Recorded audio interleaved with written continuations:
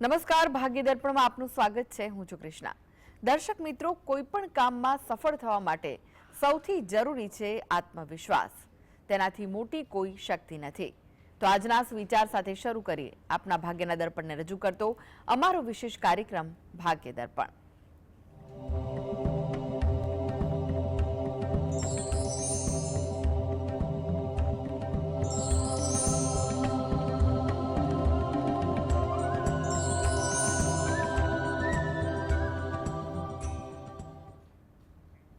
તો ભાગ્ય દર્પણમાં આપના પ્રશ્નોના નિરાકરણ, રાશિફળ, પંચાંગ વિશે માહિતી અને માર્ગદર્શન આપવા માટે આપણી સાથે જોડાઈ ગયા છે જાણીતા જ્યોતિષાચાર્ય અને વાસ્તુશાસ્ત્રી હસીતભાઈ પાઠક. હસીતભાઈ, ભાગ્ય દર્પણમાં આપનું સ્વાગત છે. નમસ્કાર. નમસ્કાર. હસીતભાઈ, સૌ પહેલા જાણવા માંગીશું આજના પંચાંગ વિશે. તો શું કહે છે આજનું પંચાંગ? હા, આજના દિવસની શુભ શરૂઆત કરીશું પંચાંગની જાણકારીથી. આજે વાર છે મંગળવાર. વિક્રમ સંવત 2081 ચાલી રહ્યો છે. આજની તારીખ આવે છે 8 એપ્રિલ 2025, 8/4/25. આજની તિથિની વાત કરીએ, ચૈત્ર મહિનો ચાલે છે, તેનો સુદ પક્ષ એટલે શુક્લ પક્ષની તિથિ આવે છે 11. આજે છે ચૈત્ર સુદ 11. નક્ષત્ર આશ્લેષા છે. સવારે 7:54 મઘા નક્ષત્રનો પ્રારંભ થશે. યોગ શૂળ આવે છે અને કર્ણ વણિજ આવે છે. આજની રાશિની વાત કરીએ. આજની રાશિ આવે છે કર્ક રાશિ, કે જેના નામાક્ષર હોય છે ડ અને હ. જોકે સવારે 7:54 રાશિ પરિવર્તન થાય છે. સિંહ રાશિનો પ્રારંભ થશે, જેના નામાક્ષર છે બ અને ટ. એટલે સવારે 7:54 પહેલા જો કોઈ બાળકનો જન્મ થાય તો તેનું નામ કર્ક રાશિ પરથી પાડવું જોઈએ, અને ત્યારબાદ થાય તો તેનું નામ સિંહ રાશિ પરથી પાડવું જોઈએ. આ જ પ્રમાણે ગ્રહ ગોચર અને મુહૂર્તની પણ ગણતરી કરવાની રહેશે. દિન વિશેષની વાત કરીએ તો આજે છે એકાદશી. આજની એકાદશી છે તેને કામિકા એકાદશી કહેવાય છે, કામદા એકાદશી પણ કહેવાય છે. તમારી ઈચ્છાઓને પૂર્ણ કરનાર એકાદશી છે. આજે એકાદશીનું વ્રત કરનાર, ઉપવાસ કરનાર, ઉપાસના કરનારની ઈચ્છાની પરિપૂર્તિ થાય છે. એકાદશીમાં હંમેશા એ વાતનું ધ્યાન રાખવાનું કે એકાદશીમાં ઉપવાસનું મહત્વ તો છે, પણ સૌથી વધારે મહત્વ ઉપાસનાનું છે. આજે વિષ્ણુ સહસ્ત્ર નામનો પાઠ કરવો જોઈએ, અથવા ભગવાનના સહસ્ત્ર નામ છે તે બોલવા જોઈએ, બરાબર છે, અને ઉપાસના કરવી જોઈએ, દાન કરવું જોઈએ, તે મહત્વનું છે. આજે શ્રી કૃષ્ણ દોલોત્સવ પણ છે, શ્રી વલ્લભાચાર્ય વધાઈ પણ છે. આજે વિષ્ટિ પણ શરૂ થશે, જે સવારે 8:32 રાત્રે 9:32 સુધી રહેવાની છે.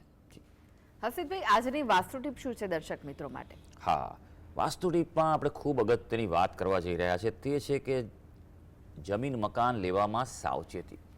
આજકાલ ઘણી વાર જોવા મળતું હોય છે કે વ્યક્તિ જે છે તેને કોઈ જગ્યા ગમી જતી હોય છે અને પછી સિલેક્ટ કરે છે, અને સામાન્ય રીતે જોઈએ કે ભાઈ હવે તો કેવું થઈ ગયું છે કે પેલા સૂંઠને ગાંગડે ગાંધી જેવા ઘણા બધા વાસ્તુના બેઝિક જાણકાર થઈ ગયા છે. એ ખાલી જોઈ લે પૂર્વ પશ્ચિમ ઉત્તર દક્ષિણ બરોબર છે, વાત પૂરી થઈ ગઈ. પણ એવું નથી. સૌથી અગત્યની વસ્તુ છે વાસ્તુશાસ્ત્રમાં, તે છે સ્પંદન, વાઇબ્રેશન. જગ્યા કેવી છે તે સમજ્યા વગર જો લેવામાં આવે તો વ્યક્તિને નુકસાન થાય છે, અને પછી એમ કહે કે મેં વાસ્તુ પ્રમાણે કરાયું પણ તો એમને સારું ના થયું. પણ સમજવાની જરૂર છે કે હંમેશા કોઈપણ વ્યક્તિ જીવનમાં કોઈ પણ મકાન લે, ફ્લેટ લે, જગ્યા લે, જમીન પ્લોટ લેતા પહેલાં હંમેશા સાવચેતી રાખવાની ખૂબ જરૂર છે, અને કોઈ અનુભવી પાસે હંમેશા પહેલાં ચેક કરાવવું જોઈએ. ખાસ કરીને એવી જગ્યા લેવામાં ખૂબ ધ્યાન રાખવાનું કે જે વર્ષોથી ઉજાડ પડેલી હોય, બંજર પડેલી હોય, ત્યાં કોઈ ઉપયોગ થતો ન હોય, તો તેનું ખૂબ ધ્યાન રાખવાનું. કોઈ મકાન પણ જો ઘણા સમયથી, ઘણા મહિનાઓથી કે એવું બંધ પડેલું હોય તો પણ તે લેવામાં ખૂબ ધ્યાન રાખવાનું, કારણ કે બંધ પડેલી જગ્યા હોય, ખંડેર હોય, ઉજાડ જગ્યા હોય, ત્યાં નકારાત્મક ઉર્જા હોય છે, નકારાત્મક અસ્તિત્વનો પણ વાસ જોવા મળતો હોય છે. એટલે આ વાતનું ખૂબ જ ધ્યાન રાખવું, સાવચેતી રાખવી જરૂરી છે. જી હસીતભાઈ, 12 રાશિઓનું રાશિફળ જાણે તે પહેલા દર્શક મિત્ર આપણી સાથે જોડાઈ ગયા છે. ભારતીબેન છે. ભારતીબેન, આપને જેમના માટે પ્રશ્ન પૂછવો હોય તેમની જન્મ તારીખ જણાવો. હેલો, જય શ્રી કૃષ્ણ. જય શ્રી કૃષ્ણ. મારા બાબાની જન્મ તારીખ છે 1899 અને સમય બપોરે 3:50 અને સ્થળ અમદાવાદ. એટલે એને લગ્ન યોગ વિશે પૂછવું હતું અચ્યુતભાઈ. હાજી, ચોક્કસ. આપણે તમે જે વિગત આપી છે એ અનુસાર જે કુંડળી આવી રહી છે તેની વાત કરીએ તો તુલા લગ્નની કુંડળી આવી રહી છે. રાશિ જે છે તે સિંહ રાશિ છે. સિંહ રાશિના જાતકો માટે ભાઈ નાની પનોતી ચાલુ છે, શનિદેવના ઉપાય તો કરજો, પણ સૌથી મહત્ત્વનું છે હનુમાન ચાલીસાના પાઠ કરો, હનુમાનજીના મંદિરે જાઓ, શનિવારે સાંજના સમયે તેલ સિંદૂર ચડાવો અને હનુમાન ચાલીસાનો પાઠ કરો તો તેનાથી શનિની પીડામાંથી ઘણી રાહત રહેશે. બીજું કે લોખંડના પાયે હોવાથી મહેનત સતત કરતા રહેવું, આળસ બિલકુલ નહીં કરવાની. હા, મુખ્ય પ્રશ્ન છે લગ્ન બાબતનો. લગ્ન બાબતનો વાત કરીએ તો સપ્તમ સ્થાનમાં ગુરુ મહારાજની સ્થિતિ સારી ગણાય છે, પણ એમ કહેવાય જે જ્યાં બેસે ત્યાં તકલીફ આપે છે. એટલે એ સિવાય ત્યાં શનિ મહારાજ નીચના છે. આ સ્થિતિ, આ કુંડળીમાં મંગળ છે, એટલે એ પ્રમાણેનું પાત્ર પસંદગી કરજો. યોગની વાત કરીએ તો મે મહિના બાદ એક સારો યોગ સર્જાઈ રહ્યો છે, બરાબર છે. એટલે એ આ વર્ષ 2025માં આપે છે, નહીંતર 2026ના મધ્ય ભાગથી બીજો યોગ પણ શરૂ થશે. શનિના બળવાન બનાવવા માટેના ઉપાયો કરવા એ આવશ્યક છે. જી જી, અનિતાબેન જોડાઈ ગયા છે. અનિતાબેન, આપને જેમના માટે પ્રશ્ન પૂછવો હોય તેમની જન્મ તારીખ જણાવો. હાજી, નમસ્તે હર્ષિતભાઈ, હું અનિતાબેન વાત કરું છું. મારે મારા નાના સિસ્ટર માટે પૂછવાનું છે. એમની જન્મ તારીખ છે 16/10/72. જન્મનો સમય છે સવારે 7:15, 7:15, અને જન્મનું સ્થળ છે સુરત. હર્ષિતભાઈ, મેં તમને અગાઉ આ કાર્યક્રમમાં જ પ્રશ્ન કરેલો હતો. આજે મારે તમને એ પૂછવું છે હર્ષિતભાઈ, મેં તમને લાસ્ટ ટાઈમ કહેલું એ પ્રમાણે કે એમનું આખું જીવન બહુ સંઘર્ષોથી ભરેલું રહ્યું છે અને તેઓ સેપરેટ છે, મારા નાના સિસ્ટર. તો એમના જીવનમાં કોઈ સારી વ્યક્તિનો સાથ આપને કુંડળી પ્રમાણે લાગે છે તો પ્લીઝ એ જણાવશો. અને એમના જીવનનો સંઘર્ષ કઈ ઉંમરે પૂરો થશે, થોડોક એમ વધારે પડતા હર્ડલ્સ રહ્યા છે એમની લાઈફમાં હર્ષિતભાઈ, તો જરા પ્લીઝ મને પ્રેડિક્શન વિસ્તારથી આપશો. અત્યારે શું કરે છે? એ વર્કિંગ છે. ઓકે, સારું. જોઈ લઈએ આપણે કે કુંડળી શું કહે છે. તમે જે વિગત આપી છે 16/10/72 અને એ પ્રમાણે જે છે તે તુલા લગ્નની કુંડળી આવી રહી છે. રાશિની વાત કરીએ તો મકર રાશિ આવે છે. મકર રાશિ માટે હવે એમ કહેવાય કે સારો સમય શરૂ થયો છે. 7.5 પૂરી થઈ છે. એટલે જેમ જેમ શનિ મહારાજના અંશો ડિગ્રી આગળ વધશે તેમ તેમ અનુકૂળતા વધી શકશે તેવું છે અને પોતાના કાર્યમાં પણ પ્રગતિ થઈ શકે એવું છે. આગળ પણ મેં કહ્યું હશે કે બહુ પ્રબળ ગુરુ રાહુનો ચાંડાળ દોષ છે, તેની વિશિષ્ટ પદ્ધતિ, વિન્યાસ સંકલ્પ પદ્ધતિથી તેનું નિવારણ કરાવવું ખૂબ જરૂરી છે. જો યોગ્ય રીતે થાય તો જીવનમાં એની અસર તરત દેખાવા માંડતી હોય છે, એટલે એ કરાવવું એના માટે ખૂબ આવશ્યક છે. બીજું કે ભાગ્યસ્થાનમાં ગણપતિની ઉપાસના કરવી જરૂરી છે, કારણ કે ભાગ્ય વૃદ્ધિ માટે બહુ જરૂરી છે. ત્યાં કેતુ મહારાજ છે. કેતુ મહારાજ ઉતાર ચડાવ આપે, ક્યારેક આપી દે, ક્યારેક લઈ લે તેવું બનતું હોય છે. સપ્તમ સ્થાન અંગત જીવનનો અધિપતિ મંગળ છે તે 12મા સ્થાનમાં છે, સૂર્યની સાથે છે, એટલે બિલકુલ અસ્તનો થયો છે. એટલે ઉપાયો કરવાથી ભાગ્યવૃદ્ધિ થઈ શકે. ક્યારથી થશે એની રાહ જોવાની જરૂર નથી. હજારો વર્ષથી કોઈ ગુફામાં અંધારું હોય તો પછી સૂરજ ઉગેની રાહ જ જોવાની. એક તમે દિવાસળી પ્રગટાવો, દીવો કરો અને તમે જુઓ ગુફામાં અજવાળું થઈ જશે. એમ સાચા વૈદિક માર્ગના શાસ્ત્રીય ઉપાય કરવાથી ચોક્કસપણે તમને અસર થશે. પણ આવા તકલીફો હોય તો એમાં પહેલી વસ્તુ હંમેશા ધ્યાન રાખજો, જે હું કાયમ કહું છું કે વાસ્તુ પ્રમાણે વાસ્તુનું માર્ગદર્શન લઈ લો આપ વ્યવસ્થિત રીતે, એ બહુ જ સહાયરૂપ થશે. મંગળના જપ કરે, અનુષ્ઠાન કરે પોતે, એ એના માટે ખૂબ આવશ્યક છે. હા, બીજું પાત્રનો યોગ શરૂ થઈ રહ્યો છે. સમજો કે લગભગ 1.5 વર્ષનો એક યોગ છે, લગભગ એપ્રિલ મહિનાથી શરૂ થઈ ગયો છે. એટલે એમાં પ્રયત્ન કરો તો ચાલે, પણ ઉપાયો કરવા ખૂબ આવશ્યક છે. જો થશે તો થશે. બીજું કે ગુરુ મહારાજની જે દશા ચાલી રહી છે તે પણ નવેમ્બર 2025માં પૂરી થશે, એટલે ત્યારબાદ શનિની થશે. શનિ એ સારો લાભ આપી શકશે. જી, શાંતિલાલભાઈ જોડાઈ ગયા છે. શાંતિલાલભાઈ, આપને જેમના માટે પ્રશ્ન પૂછવો હોય તેમની જન્મ તારીખ જણાવો. જી શાંતિલાલભાઈ, આપને જેમના માટે પ્રશ્ન પૂછવો હોય તેમની જન્મ તારીખ જણાવો.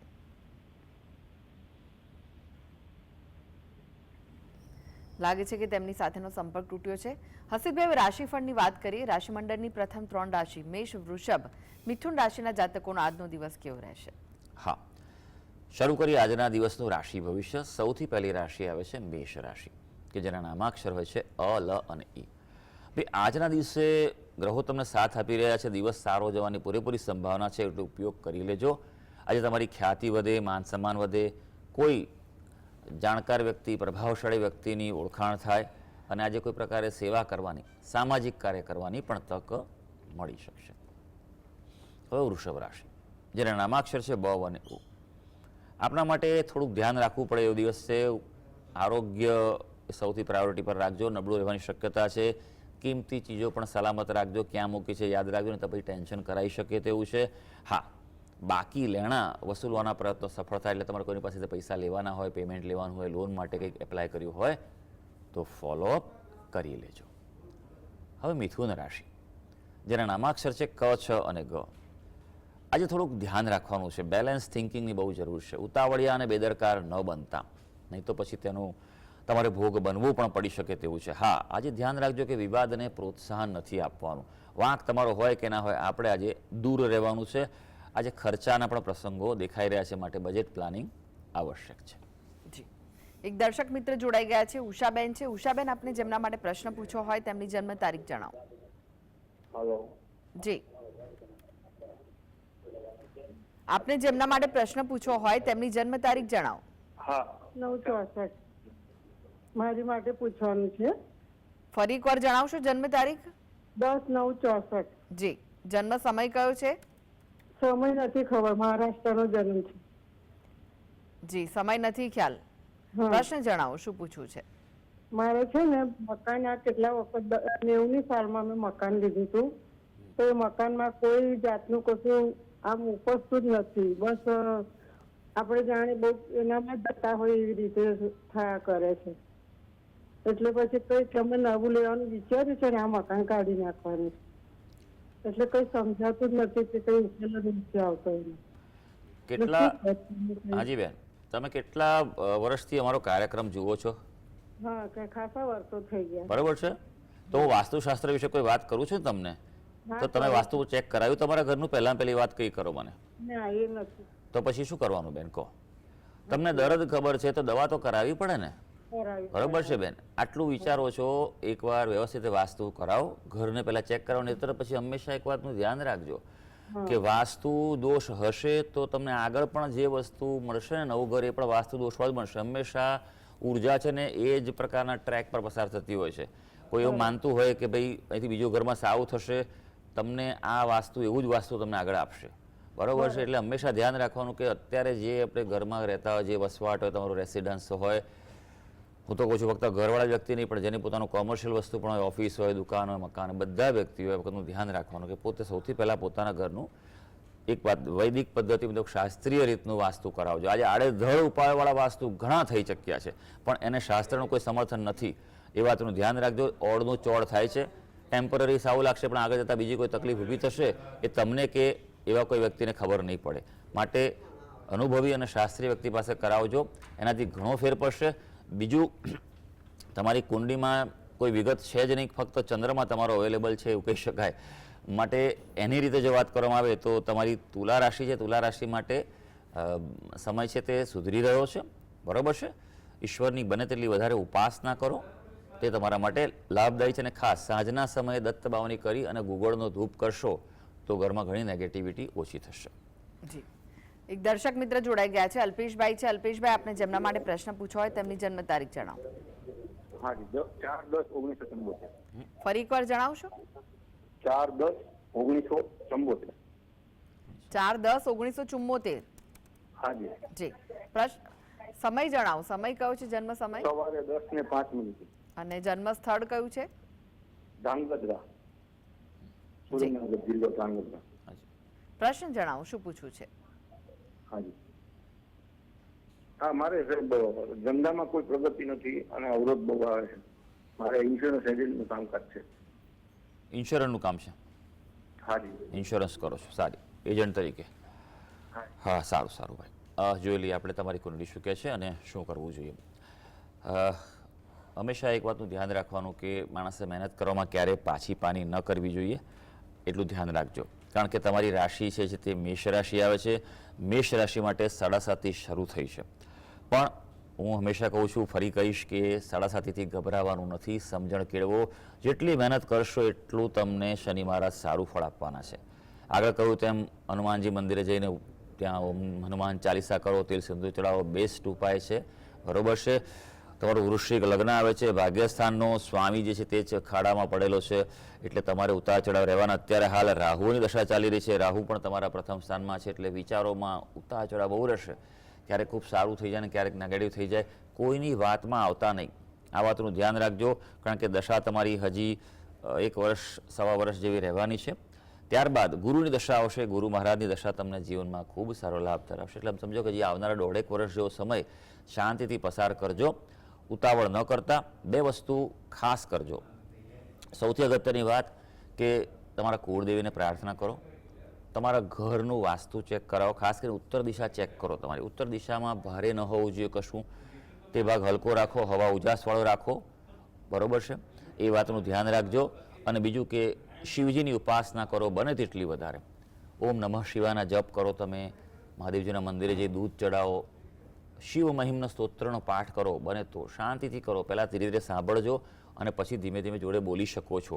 પણ મૂળ પાઠ કરવો બહુ જરૂરી છે. જો આજકાલ આપણે એક બહુ ટ્રેન્ડ ચાલ્યો છે. હા, સંસ્કૃત દરેક માણસને હવે આ જમાનામાં અઘરું પડી રહ્યું છે, પણ સંસ્કૃત બોલવાથી જે શરીરમાં વાઇબ્રેશન્સ સ્પંદન ઊભા થાય છે તે ખૂબ અસરકારક છે. એવું વિજ્ઞાનથી પ્રૂવ થયેલું છે.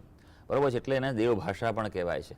એટલે એનો ગુજરાતી ભાવાનુવાદ હોય તેવું તમે કોઈ પુસ્તક લેજો કે તમે અર્થ પણ સમજી શકો અને ધીમે ધીમે ઉચ્ચાર કરો. પણ ભાવથી કરશો તો તેનું ફળ તમને ખૂબ મળશે.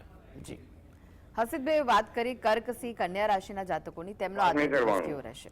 હાજી, વાત કરીએ કર્ક રાશિની, જેના નામાક્ષર હોય છે ડ અને હ. કર્ક રાશિના વ્યક્તિઓ માટે આજે સામાન્ય ધનલાભની સંભાવના છે. માટે તૈયાર રહેજો. કોઈ ને કોઈ સારા સમાચાર પ્રાપ્ત થાય. ખાસ કે આજે ધંધાકીય યાત્રા સફળ થશે. એટલે ક્યાંક બહાર જવાનું થાય કામકાજ અર્થે ચોક્કસ પ્લાનિંગ કરી લેજો અને જઈ આવજો. સિંહ રાશિ, જેના નામાક્ષર છે મ અને ટ. આજે થોડુંક સામાજિક કાર્ય કરવા માટે તૈયાર રહેવું પડશે. સેવાના કાર્યો તમારી રાહ જોઈ રહ્યા છે. બીજું કે આજે મહેનત તો પૂરેપૂરી કરવી જ પડશે. થોડી મહેનત કરશો તો કામ અટકવાના એંધાણ છે. હા, સારી વાત આજે એ છે કે શક્તિ પ્રતિષ્ઠા બંને પણ વધવાની છે. હવે કન્યા રાશિ, જેના નામાક્ષર છે પ, ઠ અને અણ.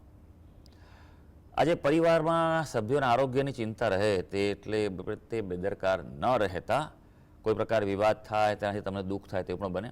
હા, સારી વાત એ છે કે દૂરની જગ્યાઓ વિદેશ બાબતે આજે અનુકૂળતા રહેવાની છે.